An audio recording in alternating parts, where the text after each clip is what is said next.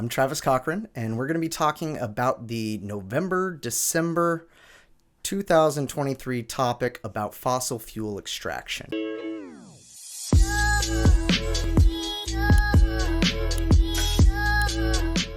So what is the specific resolution? Resolved, the United States ought to prohibit the extraction of fossil fuels from federal public lands and waters. So what's the scope of this? Because obviously not all fossil fuel extraction occurs on public lands or waters. So how much are we talking about? Well, according to Ratledge et al. In 2022, between 2005 and 2019, we're talking about a quarter of all fossil fuel production. So this is a lot. We're not talking about a small sliver. 25% of all fossil fuel extraction is a big deal, hence the necessity for discussing this resolution. So what are we going to be talking about in this topic lecture? Well, first of all, this is not going to be super specific or in-depth on any one of these sections. This is just meant to be a brainstorming exercise, help you organize your thoughts on the topic, and help you dig a bit deeper into the research. Every single one of the sections that we're going to cover here could be a lecture unto themselves. So don't think that this will be comprehensive by any means. Instead, this is just to kickstart your own planning, research, and case preparation. So what we're going to talk about today is we're going to discuss the definitions of the different terms in the resolution, give a little bit of history and background on both fossil fuel extraction in the United States as well as public lands and waters. We'll talk about some resolution analysis, what kind of ground you can expect from the Aff and the Neg, and then we'll talk about some specific case arguments for first, Aff and Neg for those traditional debaters out there, those that are looking to have some value criteria structures for your cases. For the fill debaters, we'll be talking about Kant on both the Aff and the Neg, and then we'll get to the contentions and advantages that you can see for both the traditional cases or for anybody who's much more into the more LARPy side of things. Then we'll discuss Aff and Neg interpretations of topicality, some of the types of plans that you're going to see. Then we'll talk about some of the contentions and disadvantages that you'll see on the Neg, and then we'll talk about some much more of the progressive style arguments, counterplans, critiques, and that includes on both the Neg as well as the critical Affs. So let's go ahead and get started. Resolution. What are we talking about today? So there's some important key terms that we all got to know. First is the United States. Now, typically a lot of teams focus on this in terms of who the actor of the resolution is in terms of like a specific agent. Like, are we talking United States federal government here? Are we talking the three branches? I think it's good to think of this also in terms of 50 states and territories. Because we're talking about federal public lands and waters, I think that the geography of the United States is a pretty important definitional term in order to outline where this fossil fuel extraction takes place and hence where the resolution is going to impact. Now, of course, we're talking about federal public lands and waters, not state, not private, ought, moral obligation. Now, prohibit's interesting. Now, according to Webster's, it's to forbid by authority or enjoin. So what does enjoin mean? Well, it's to direct or impose by authoritative order with urgent admonition. Again, from Webster's. Now, there's a lot more other technical definitions that you can come to, so much more contextual ones that come from the literature base, but I think what they're all going to speak to is that a prohibition in the context of this resolution is probably some sort of legal ban. We're talking about a government action. I think that's probably the most predictable in term. Now, extraction. What is that? Well, we're talking about two main methods. We're talking about mining and we're talking about drilling. And so we're about going under the earth, digging, scraping to get fossil fuels. And those can either be liquid, solid, or gas. And this is all from the Union of Concerned Scientists. So what are fossil fuels? Now, these are rock, gas, or liquid resources that are burned to generate power. So we're talking coal, natural gas, and oil for the most part. Again, that's from the Union of Concerned Scientists. So we're talking about banning mining and drilling of oil, coal, natural gas on federal public lands and waters. Now, what are federal public lands and waters? According to the Wilderness Society, these are areas of land and water that are owned collectively by U.S. citizens and managed by government agencies. Now, these are different from private lands, which are owned by an individual, a business, or other type of non-governmental organization. Now, these lands include ancestral homelands, migration routes, ceremonial grounds, hunting and harvesting places for indigenous peoples who've been forcibly removed. So, at the heart of what federal public lands and waters are is the relationship to indigenous group, and how all things that we consider public lands are part and parcel of what once were indigenous lands. And so how these lands became indigenous lands and are now federal public lands, that is an important core discussion on this particular resolution. So what type of lands and waters are considered public lands and waters? Well, there's a lot. So national parks and preserves, national wildlife refuges, national conservation areas, national monuments, wilderness areas, battlefields, wild scenic rivers, national marine sanctuaries, all of these. And this is from the Department of Interior. So all of these things are considered federal public lands and waters. But does that mean that mining and drilling happens on all of these places? So public waters are a little more murky than what are public lands. And this definition got a little murkier last year thanks to the EPA, the Supreme Court decision of Sackett versus EPA, which really limited the definition and scope of what we consider federal public waters. Now, my interpretation of Sackett versus EPA, I am not a legal expert. I'm not that smart. So if you come across somebody with a different interpretation who knows more than me, you should probably defer to them. But according to what I'm reading, federal public waters should be interstate, contiguous, adjacent, navigable, and these include things like oceans, bays, lakes, rivers, streams, estuaries, wetlands, marshes, and or springs. And the big limiting factor for Sackett versus EPA was that things like wetlands, marshes, and springs and those types of things, they now have to be adjacent to navigable bodies of water. Marshes, wetlands usually aren't navigable. Lots of reeds and plant growth, shallow. So in order for them now to be federal public waters, they have to be directly touching other navigable waters, which wasn't always the case. Again, I'm no legal expert. Okay, next we're going to talk a little bit about the history and the background. So now that we know what fossil fuel extraction is, now that we know what public lands and waters are, how does this all relate to what we're going to be talking about? So first thing, how did we acquire these public lands? Because the Wilderness Society told us that a lot of this came from indigenous folk. Actually, all of it did. So these public lands were ceded from Native Americans through treaties or negotiated as a condition of statehood or from other nations as part of conquest and settlement. And this is according to the Public Lands Foundation. So basically, the settlers came in and they fought indigenous groups. They fought other nations who had colonized different parts of North America. And through this conquest, they then negotiated settlement terms and created treaties that what we now call the United States has these lands. And so as they got these lands through conquest, they were then deemed public lands. Now, the other process is then when we came over and we had the original 13 colonies and the settlers started settling, and there were 13 colonies that then had to come together as a nation through the Articles of Confederation and eventually the Constitution, these states had lands of their own. As part of coming together to form a unified nation, they ceded those public lands to the federal government that then became federal public lands. And then finally, there's just vast swaths of territory here in the United States of America that we purchased from other countries. Things like the Louisiana Purchase, where we just bought very large tracts of land. Well, what did we do when we purchased them? We made them public lands. So what do we do with them? What do we do with public lands? Well, there's a lot of things.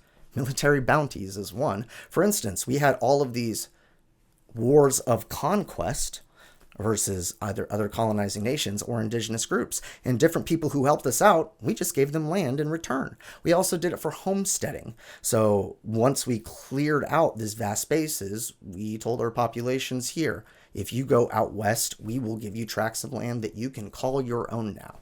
And then we had land grants, transfers, and sales. And we did this to states, indigenous groups, various federal, state agencies, companies, Department of Defense, and even individuals and corporations. And today, a vast majority of what we use public lands for is things like grazing, where we just let cattle go out and roam. We also have a lot of protection and preservation, as we saw from the large list a couple slides ago of what considered public lands. And then there's, of course, natural resource extraction, which is what we're actually debating about. So public lands and waters, there's a lot of them. Fossil fuel extraction, there's a lot of it. Not all fossil fuel extraction happens on public lands and waters. Now, most mining and energy development, about 95% of it happens on BLM land. That's the Bureau of Land Management. So, of all the stuff that we're talking about there that are public lands, most of that's not what even we're talking about in the resolution. So that slide, most of that's not even topical. Okay? We're talking about mostly BLM land. Now, some of this mining and extraction also happens in undesignated national forests. So those are mostly the land sources where we're talking about. Now, offshore and in waters, that's different because, again, the delineation of what are federal public lands and waters isn't quite as clear as what it is for lands. So a little bit of background in terms of fossil fuel extraction. Some things that are going to be really important to the resolution. First and foremost is the Interstate Commerce Act of 1887, which says that the federal government is in charge of regulation of commerce between the states. Since we're talking about land and waters that go between the states, commerce that happens on them, such as mining or drilling for profit, those types of things should be regulated by the federal government, which is a good key warrant to use against things like the state counterplan. But then there's also the Mineral Leasing Act of 1920, which gives the U.S. government the ability to manage mineral rights of public lands. Again, another key Fed key warrant. Natural Gas Act of 1838 does the same thing. Then, in terms of the importance of fossil fuel to our economy and reliance on it, the Energy Policy and Conservation Act of 1975 is relevant because this is where we created the Strategic Petroleum Reserve, and this was in response to the oil crisis of the early 1970s. I know a lot of debaters out there are familiar talking about stagflation because of the right to housing topic and inflation type arguments for various economy arguments, and this is very relevant because oil prices, stagflation, all the types of impact and internal link scenarios talking about there. That's what we're talking about with policies like this that were created to resolve that. And then in 2005, we had the Energy Policy Act, which not only doubled down on the Strategic Petroleum Reserve, but it also doubled down on domestic production because this is where we were in a war in the Middle East, and we did not want to rely on Middle East suppliers of oil. So we thought it was even better idea to have more fossil fuel extraction at home.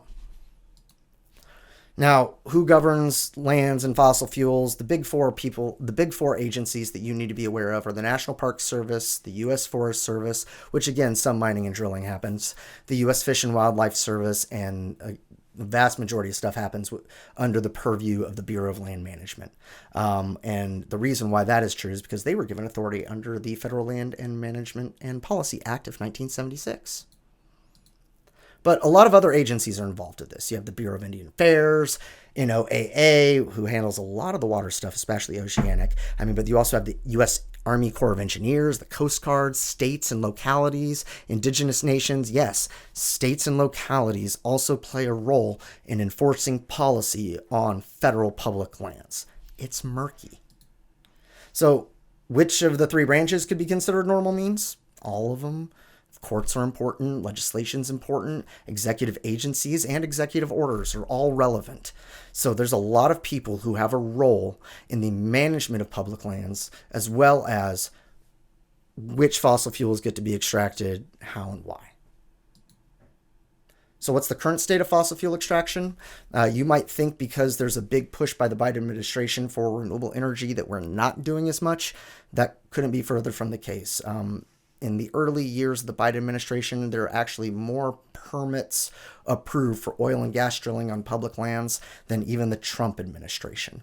So the trend is going in the opposite direction than what the public would think. While we have bills that are trying to focus on renewable energies, like the infrastructure bill, we're also doing a lot of drilling and extraction of fossil fuels. Okay, so why did we spend all that time going through a bunch of laws you might not directly talk about and or types of public lands that you're probably not actually going to be discussing? Well, the reason why is that helps us shape what it is that we're going to be discussing for this specific resolution. So, what is the Aff ground? We're discussing a legal end to fossil fuel extraction. Okay, so we are talking about some sort of government ban. Now, we're talking about only extraction. The reason why that's important is there's a lot of different fossil fuel infrastructures that also exist. I mean, we still use fossil fuels for cars. We still use it for transportation. We still need to build renewables if we're going to rely on them.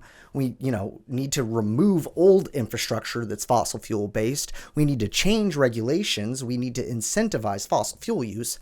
None of that is prohibition on extraction, so it would not be Aff ground. Also, we're only talking about federal public lands and waters here, and we already talked about how that's only 25% of where fossil fuel extraction occurs. So for neg ground, that's a lot of neg ground. There's a lot of other types of extraction that happens in other places. There's a lot of other ways of impacting fossil fuel use, fossil fuel burning, and or a transition away from fossil fuels that is not a prohibition on extraction. And for you critical teams, well, there's other ways to discuss an end to fossil fuel extraction that are not pursuing legal means. All right, so let's talk about what all of this means for the cases that y'all are writing, researching, and brainstorming. For all of you traditional debaters out there, for those of you that prefer value criteria cases, there's a lot of ground to work with, okay?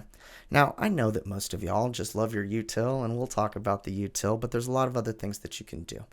Any type of ethical argument is relevant to this topic, given that ought is in the resolution. So your morality, all you Kant heads out there, you can talk about Kant. A lot of relevance to this topic. Structural violence is also very relevant because where fossil fuels are used, where fossil fuels are mined, where the impacts of fossil fuel use, all of these things disproportionately impact marginalized folks. And so structural violence is very relevant. Also, their use of fossil fuels and the reliance on fossil fuels and the extraction of fossil fuels are very good examples of various forms of slow violence that degrade the environment and cause pollution that hurts our health on a daily basis. Now, we can also just talk about some really just simple concepts. We have a right to life, and fossil fuels and climate change kind of threaten it, but there's a value to life, and that a quality of life is also important, and that even in a world where we survive, what kind of quality of life is there if we're all just climate refugees fighting each other off with machetes and trash can lids? Also, there's the rights of future generations. For those of you that are really into environmental research, but also some different types of indigenous types of discussions, the ethics of preserving the environment and or being stewards out of an ethic toward future generations is important. And for you critical debaters that, are suspicious of helping future generations, we can talk about that later. But then there's also other discussions of rights of more than human. Maybe we should think about the environment. Maybe non-human beings deserve some sort of consideration ethically.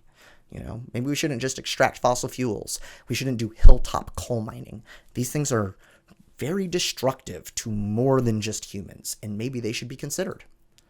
So those are some values that you can talk about. As far as criterion, environmental justice is always a good one. Of course, you can do consequentialism because the consequences of fossil fuel use and the consequences of potentially ending them are very important for both the Aff and the Neg. If you are a fan of Rawls and any types of social justice type of arguments, you can use veil of ignorance or original position type criterion, because again, you should think about the most vulnerable folks when considering what is the most ethical action or what will or will not be just. Harms reduction is a very good concept. Basically, if there's harm, we should try and reduce it. Similarly, but slightly different is the precautionary principle, which is the notion that we should just be really careful. There's some invisible tipping points in environmental ecosystems and biodiversity chains and climate webs that once you cross those tipping points, everything's done. And so we should be very cautious when choosing what to do. Also, an ethic of non-interference. We should not interfere in natural ecosystems. International law is relevant. Also, ecocentrism. We should think from the perspective of the environment first and not from animals, or not from a human-centric perspective. But then there's also some really interesting criteria that can be done with land ethics and water ethics that are more indigenous focus, and some other types of literature bases that can work totally well with lay judges and traditional structures. I mean, basically, hey, we should have an ethic towards the land. You can explain that to anybody. It makes sense. People like nature. We're kind of a part of nature. You can explain that to lay judges, I promise. Philosophy. Now, there's a lot of different philosophical things that you can take from this whole lecture, but most philosophy debaters, they're really talking about Kant. So let's talk about Kant. You want to talk about Kant? Let's talk about Kant. Okay. Kant on the Aff versus Kant on the Neg. So this really just comes down to a question of who or what has agency and is worth consideration. So Aff agents and considerations, you can expand variations of Kant to actually include other types of rationality or non-rational subjects that should be given universal consideration, like the environment, like land, like water, also future generations. Or humans have ethical obligations, universal ones, as stewards, as our role, as part and parcel of the environment. Neg agents can also, they have consideration. There's a lot of literature out there that says property rights are real and that we should preserve them universally. So if you are interested in Kant, there's a lot of ground here. If you are interested in deontology, or deontological perspectives that, are Kant derivative, but, environmentally focused, there's a lot of that. You just gotta research, dig around in Google Scholar a little bit. You'll find some fun things. Now, for those of you that are just looking to do your traditional sort of util case and you just want some traditional contentions and advantages, or if you're looking to do some sort of policy type LARP Aff and you want some advantages, this next section is for you. Let's talk about some util contentions. Let's talk about, or other traditional case contentions. Let's also talk about some policy advantages that work with, either big stick impacts, but also structural violence or other types of framing concepts. All right, there's a lot here. I'm going to give some general brainstorming ideas. You can research the specifics. So first, there's going to be a lot of different types of environment impacts because mining and drilling, it hurts the environment. So biodiversity is important, which talks about the amount of different types of species. But then there's going to be specific sorts of internal links about keystone species, where some specific species are really important to overall ecosystems. Then there's going to be ecosystem impacts. So we're going to talk about general ecosystems, like we got to preserve whole ecosystems and ecosystem failure, but we're also going to talk about specific types of ecosystems. So for all of you who are really excited about talking about the Arctic, you can still talk about the Arctic, and you can talk about the specific types of Arctic environments, but you can also talk about specific wetlands and marshes and specific corals and all these specific niche ecosystems that are very important to our global health.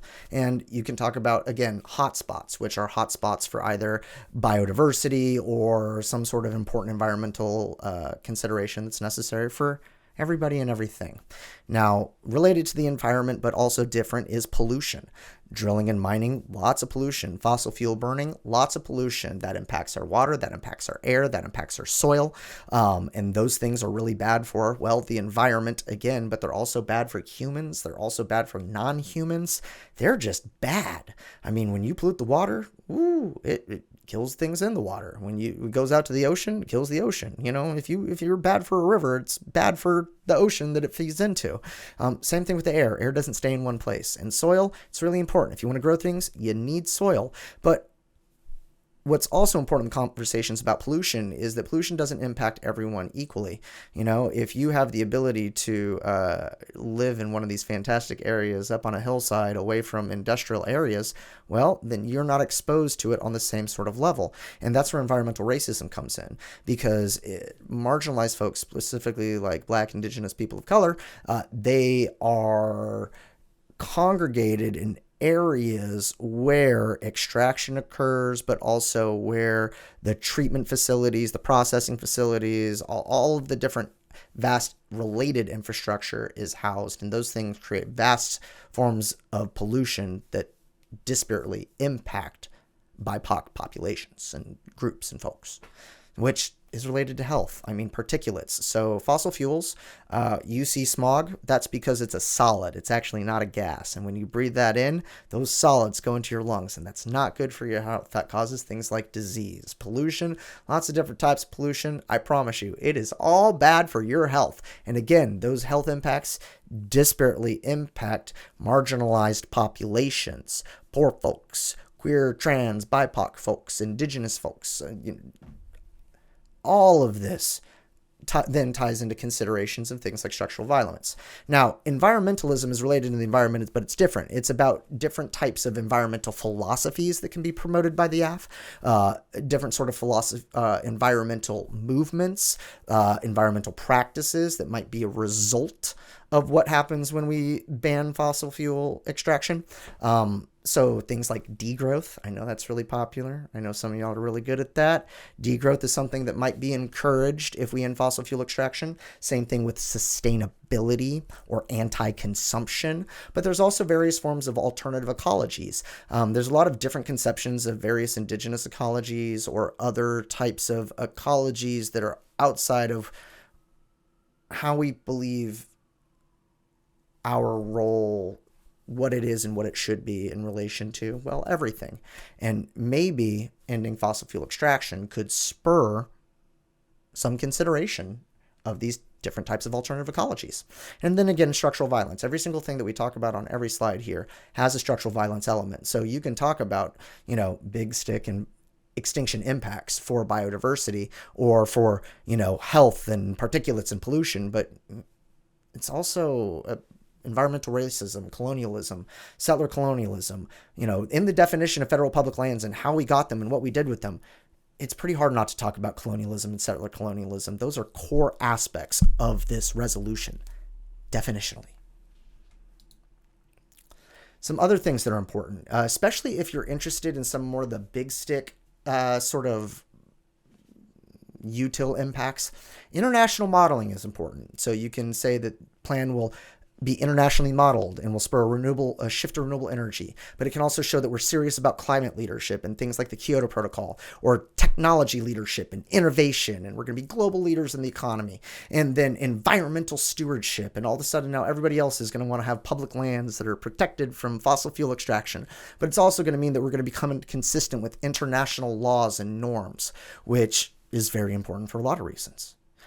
Economy. Huge economy debate on both the Aff and the Neg. Green shift, green economy. Fossil fuels, they're finite, which means they're going to run out. And when they run out, there's things like oil shocks. Those things are inevitable because fossil fuels are finite. So we need to shift. So shifting now is better than shifting later.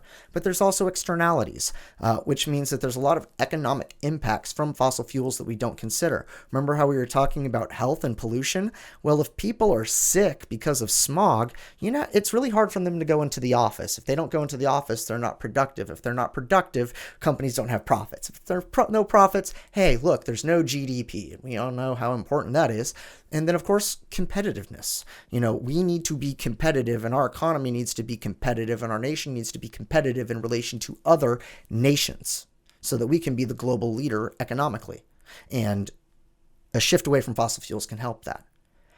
International relations has a lot of different things. Oil dependency and prices.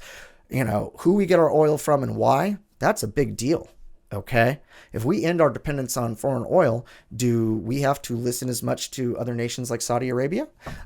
Prices are really important. Oil prices are really important to other nations, or fossil fuel prices. nations like Russia, nations like Saudi Arabia, nations like Iran, nations where there are currently major international conflicts and spikes in prices, declines in prices, all these things impact strength of nations who are currently in major conflicts. Multilateralism. Again, are we going to work with everybody? Well, if we do, maybe we should end fossil fuels, and that would be a good way to work with everybody. Now, liberal international order, things like the Kyoto Protocol are part of things like the liberal international order, where we come into liberal agreements, meaning, like, not as in like liberal versus conservative, but as in we should have treaties and follow the rule of law, okay?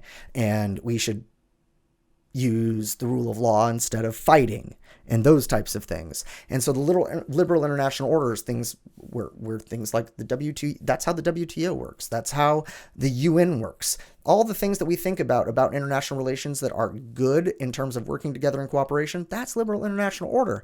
And ending fossil fuel extraction can put us in line with that. And then, of course, there's security hotspots, like I was discussed. Russia-Ukraine conflict and what's happening with Israel right now and, well, seemingly every nation surrounding it. All of this is very, very sensitive to oil prices, which would be impacted by the resolution. Now, climate change. I haven't talked about that specifically because it's a very big topic. Now, everybody's going to talk about climate change, but if you're going to talk about climate change, you should do it well, which means that you should be able to discuss with knowledge a few different things. One, greenhouse gases. What are they? What are the different ones? What's SO2? What's CO2? What's methane? Where do these come from? Okay, what are their forms? Are they solid? What's their life cycles? Do they all fall out of the sky at the same time? You know, not all methane and carbon are created equal, and you should know the differences. Climate modeling. Which climate models are good? Where do they get their data? What do they model? What do they predict? Tipping points. What are they? What is important about Antarctic ice? What is the Gulf Stream? Why do we care about it? Permafrost. What's lurking underneath the snow? All of these things are really important concepts if you want to have very high-level, nuanced conversations about climate change. Same thing with feedback loops, both positive and negative. How can we make climate change better? And how can we make it way worse real quick and run away? Now, more things that you should be prepared to discuss in that. Climate change impacts. A lot of them. Now, this is stuff that you're really good at. Extreme weather, forced migration, food security, sea level rise, biodiversity, loss, water wars, resource wars, the economy, you know, everything. Climate change impacts everything in our society. And this is stuff that y'all are really good at debating already. Some things that we can debate some more. Adaptation and mitigation. Climate change is not some far off future event. It is here, it is now, and we need to be adapting to it now. We need to be mitigating it now. So things like seawall, solar shields, space colonization, all these things, carbon capture and sequestration, these are important because these are either happening now and might make affirmative impacts less extreme, or these might be things that we consider more if we stop relying on fossil fuels and we have a more concerned focus on things like climate change. So these are all important things that might be discussed on the Aff or the Neg, so it's important to know what these words mean. So next we're going to talk about what kind of Affs you might see, what kind of plans you might see, and what the kind of scope you might have from more of your policy type debaters. Now, for those of you who are more traditional debaters or philosophical debaters or critical debaters, I still think that this part is very relevant because both, well, one, you might have to debate these things, but two, there's a lot of aspects here that you can use for your own cases. Okay. What are the policy debaters going to be doing in Lincoln Douglas? All right, so what are some reasonable interpretations of topical cases? Now, we all know that not everybody are going to be taking reasonable interpretations of this topic or any topic, but, you know, I'm not going to talk about that. What I'm going to talk about are some reasonable interpretations of topical cases. Now, any type of Aff that focuses on all types of extraction or specific methods, technologies, fracking, etc., probably reasonably topical. affs that focus on all extraction everywhere, or only in specific places, that's going to be up for debate, okay? So can you do only land or only water? Can you do special jurisdictions or specific ecosystems or specific communities? That's going to be up for debate, but I think that the way that community norms operate, these things are going to be acceptable. Now, one interpretation that I think is pretty important is the only extraction versus more than extraction. So again, if you're trying to end fossil fuel use, there's a lot more than just pulling it out of the ground. You got, what about renewables? What about taxes? What about subsidies? What about other inducements like tax credits? Are you focusing on supply? Are you focusing on demand? All of these types of things are important considerations, but again, the resolution says you can only focus on extraction. But does that mean that AFs are going to do that? We all know that somebody's going to take some liberties. Now, other questions to consider about what type of plan you're going to do. Are you going to get rid of all fossil fuels or just specific types of fossil fuels? Again, are you ending all drilling, or is it just all drilling of one specific type of thing? All oil or just shale oil? What are you doing? Now, are you prohibiting current, previous, or future extraction? Now, that's important because fossil fuel extraction is not happening everywhere.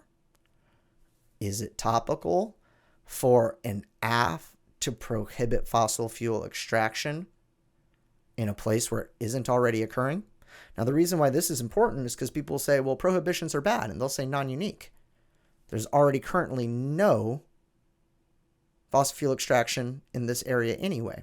So the AF doesn't change the status quo extraction. It only prevents future extraction. Thus, no linking a lot of arguments. Is that topical?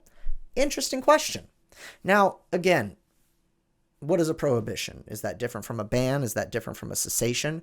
Like, do you only have to prohibit drilling for periods of time? These are all interesting questions and considerations, and I'm sure some teams are going to play shenanigans with them. Now, other considerations about what is a reasonable interpretation of a topical case is agent of the plan. As we talked about, there's a lot of different people who are in charge of extraction of fossil fuels on the lands, and I think any of them could be reasonable. So the military, BLM, BIA, an executive order, Supreme Court decision, Congress, etc. All of these could be topical and reasonable. And what does that mean in terms of a mechanism? So how is a prohibition going to work? I mean, it could be changing old legislation, new legislation, amending regulations, making new regulations, court decisions, constitutional amendments, executive orders. There are so many other things and processes that are probably normal means that I will not predict, but are probably reasonably topical. This is a big resolution. Now, some of the key terms that you're going to need to figure out for your own AF, but also in the neg in terms of deciding whether or not something's topical. What does prohibit mean? Legal definitions can be used to limit out AFs that do not have permanent bans, but also extraction. So only extraction is only topical. And then again, federal public lands and waters. That's going to limit who can pass the plan as to where the plan happens. So for the neg, what are y'all going to say, both for traditional contentions, but as well as policy disadvantages? Okay, there's a lot of core contention disadvantage areas, like we talked about, economy, oil prices, oil shocks. You can talk about them on the AF or the neg. Inflation, you talked a lot about that. Labor, all of those things you talked about with houses. Now it also applies here because we use fuel in everything from transportation to heating our homes. And if those things become more expensive, that's going to cause everything to be more expensive. Oil dependence. Again, where do we get our oil from? Business confidence. Do businesses like prohibitions? Do they like regulations? Investor confidence. Do they like regulations or prohibitions? Consumer confidence.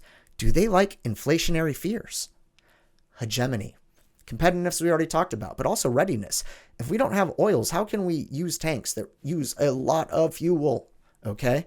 Dependence. We already talked about that, but also dollar hegemony. Oil prices and our ability to have strategic reserves plays an important role in how strong our dollar is, but also rival hegemons. If they got a bunch of fossil fuels and we don't, what does that mean for the battlefield? Offshoring. All right. We're not going to have fossil fuels on federal lands and waters. Can we do that in other countries? energy shift. Maybe renewables aren't that good. Maybe the heavy metals that are required to make them are really bad too. Maybe we shift to nuclear energy, and maybe that's really bad. Politics dissad. My goodness. The politics links surrounding fossil fuels and ending fossil fuels in key swing states like Pennsylvania and fracking. Woo! Politics is great for this topic. Same with populism. This is a hot button issue.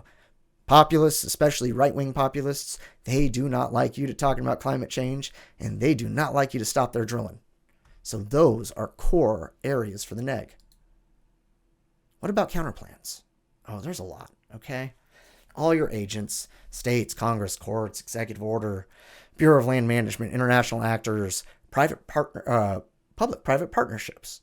All these things are counterplans. But also alternative mechanisms, ending fossil fuel subsidies, encouraging renewables, carbon taxes, smart grids. Anything that could stop our reliance on fossil fuels without ending the extraction is a counterplan. Deregulation. Maybe we just need the free market to solve. Regulations. Instead of deregulating, let's have more regulations, but let's have better regulations. Let's have different zoning. Let's have different safety regulations, different environmental standards. Let's do a lot of different things. Maybe let's give indigenous control of regulations. All of these things might lead to a better outcome, as well as an end to fossil fuel extraction. But maybe there'll be a bunch of other benefits along the way. Now, prohibit. Maybe there's some better words, like ban or cessation. You can pick out of those. But there's also word picks. Public lands. I wonder if public lands is a fraught concept. It sure is. Remember how we went through that history and background about how public lands were acquired and what we're done with them? Maybe this is a problematic concept, and maybe there's a better phrase that we should be using. And if you like process counterplans, cheater counterplans, woo! You're going to love this topic. There are so many to list, but every single different agency has their own unique process with their own set of alternative processes that are unique to this topic, and you can have a field day with that. AFs, you need to have some specific process of your own in order to defend against other processes, because if you don't have an advantage for your own process, you're going to have a bad day. Either that or get really good at process counterplans bad. Critical arguments is next. And on both the AF and the neg, this is a fantastic topic for critical debaters. Now, a lot of you traditional debaters might have already checked out a long time ago, and maybe some of you policy debaters have checked out at this point too, but I really don't think you should, because I think that a lot of the things that we're going to be discussing here are easily adoptable for both traditional style LD debaters as well as LARP debaters. Critical arguments on the fossil fuel extraction topic. There's a lot of them. Now, I promise that this has relevant to every single debater, whether you're a traditional debater, whether you're a Phil debater, whether you are a policy debater. All the things we're about to talk about here, you either need to answer them or you can incorporate them into your arguments. I promise. So we're going to talk about the AF and the neg in this section, but let's start with the neg. So different types of K arguments you could hear, you might run yourself. Well, first and foremost, there's the capitalisms. So degrowth, orthodox Marxism being more like a focus on labor. Your various communisms seem to be very popular. Well, guess what? You know what? The communists can stop fossil fuel extraction too. Racial capitalism is really important. The way in which anti-blackness, settler colonialism, and other structures of oppression have been integrated into capitalist structures.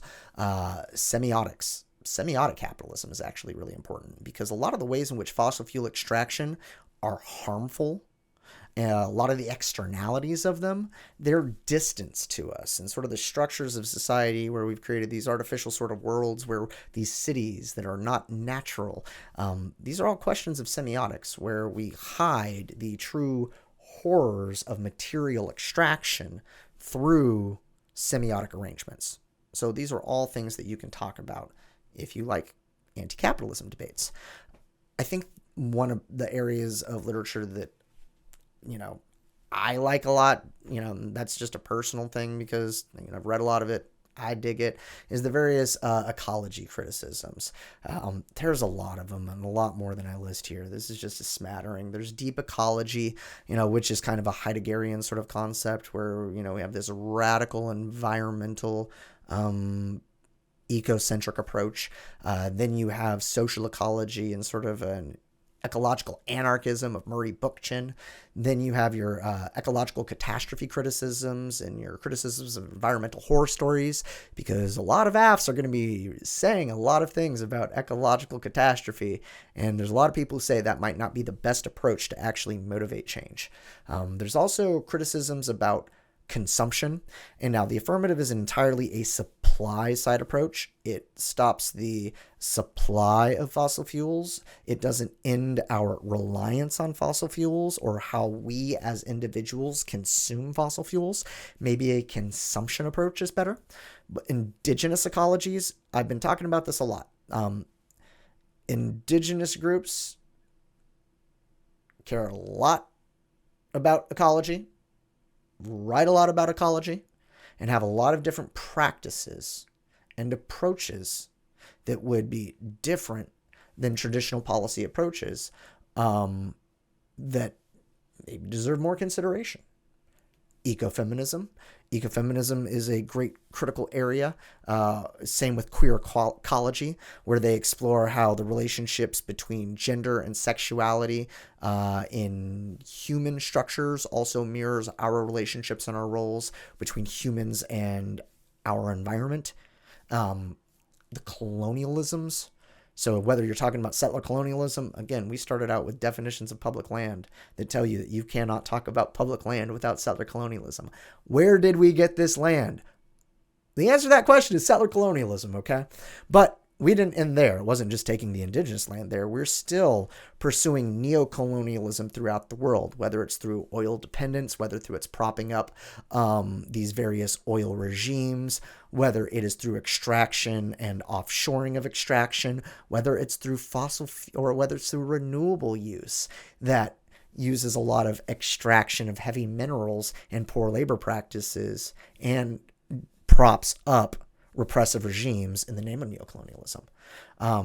Again, a lot of AFs will talk about future generations. So if you're a fan of Edelman, queer theories, anti-blackness, and other types of theories, or any kind of pessimism that is critical of future-oriented thinking, again, that relates to settler colonialism, white futurity, any critiques of futurity or natalism, they link a lot to this topic.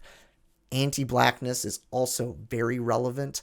Part of fossil fuel extraction and the way, again, in which all of the benefits of extraction and the harms of extraction disproportionately negatively impact Black folks is examples of how our world is structured through anti-blackness. And the AF is not handling that well. Biopower is a great way to discuss. Now, eco-managerialism, I could have put this in the ecology critiques, but I probably should have. So if you're a fan of discussing Foucault, there's some Foucauldian approaches to environmental management, like maybe we shouldn't manage the environment. Maybe the environment is not something that we manage. Maybe the way that we discuss these environmental harms and how harms relate to us and how we need to give into government action for protection are all forms of biopower. And then, of course, there's Bataille. Anytime there's a topic about energy, people want to talk about Bataille. I do not want to talk about Bataille. I don't know a lot about Bataille. If you want to talk about Bataille, you should ask someone else about Bataille. But you have been warned about Bataille. And that's as deep as I'm going on Bataille. Soft left KAFs. Woo, there's a lot of them. Pretty much every AF on this topic can be a soft left KAF, and that's true whether you are a critical debater, a policy debater, or a traditional debater, or even a philosophy debater. Why? It's because all critical authors pretty much agree that we should end fossil fuel use. The resolution is written as negative state action. We're ending something bad. The state isn't doing anything else. It's just ending something bad that it's doing. All critical authors agree with that. So if you like anti-capitalist AFs, we want to talk about degrowth. You want to talk about anti-consumption.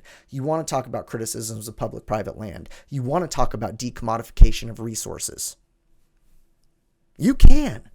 If you want to talk about all sorts of types of social justice, whether it's environmental justice, climate justice, environmental race justice, and other sorts of niche justice movements, you can.